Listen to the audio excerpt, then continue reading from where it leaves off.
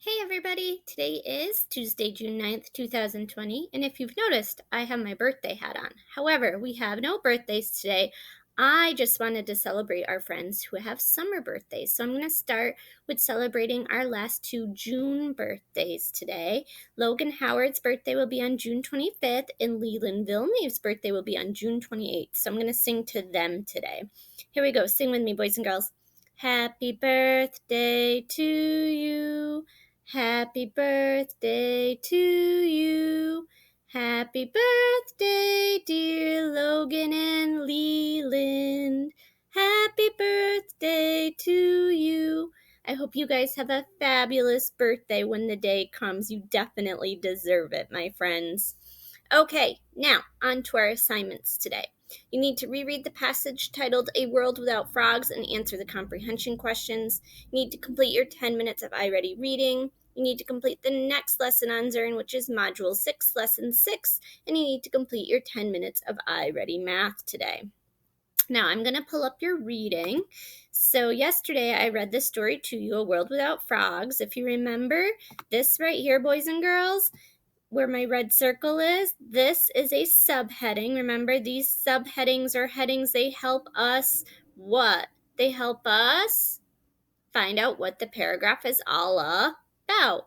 Okay, so remember that when you're going back to answer your questions today, to use that to help you. Okay, so the first question today is, why do authors sometimes include headings in an article? Well, we just talked about it, right? Is it going to help us better understand the story if we know what the paragraphs are mostly about?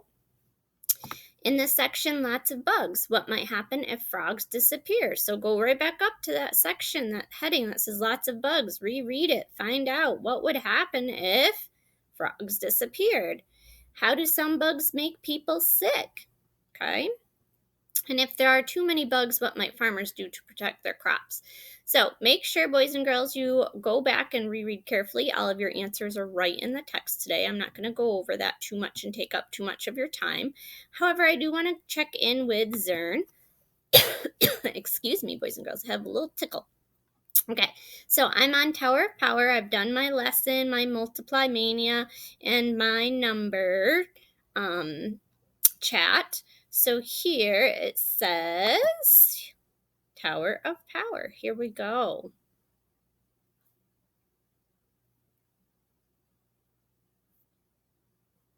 It says use the line plot to answer the questions. What data is shown in the line plot? So read your title, length of hands of third grade students, and they're measuring it in inches. I'm checking my key. 1x means one student. So now if I scroll down, it says the blank of third grade students' hands in blank.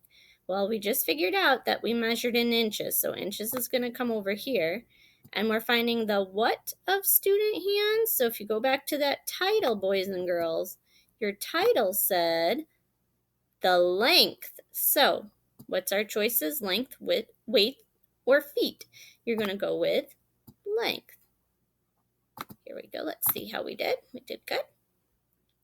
And then it says, how many students have hands that are 4 2/4 inches long? So find the one that says 4 2/4. Here it is. Count them up. 1, 2, 3, 4. So we're going to put in 4 students. And here we go. Nice job. We've made it through the first round. Let's try the next round.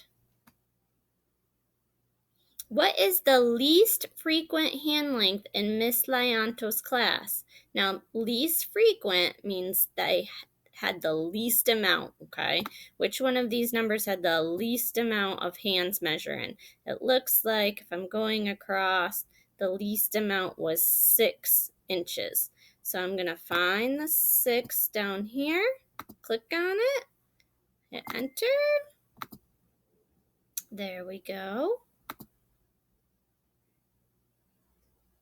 And then it says how many students have hands less than 4 1/4. So you don't count 4 1/4, you count anything less than 4 1/4. So here's 4 1/4. If we're going less, we're going to go this way on our number line. There's 2 students. Very good. And it says how many students' hands were measured. So what do? We have to count up all the X's. So 1, 2, 3, 4, 5, 6, 7, 8, 9, 10, 11, 12, 13, 14, 15, 16, 17, 18, 19, 20, 21, 22, 23, 24, 25, 26, 27, 28, 29, 30. Looks like 30. So we'll type in 30. And we're all set. So hopefully that helps you out today. Complete your Zern lesson. Other than that, boys and girls, make sure you check out the resource page if you haven't already. I hope you have a terrific Tuesday. Tune back in tomorrow. We'll be celebrating the July birthdays, and we have 2 of those. I hope all is well. I miss you. Bye, boys and girls.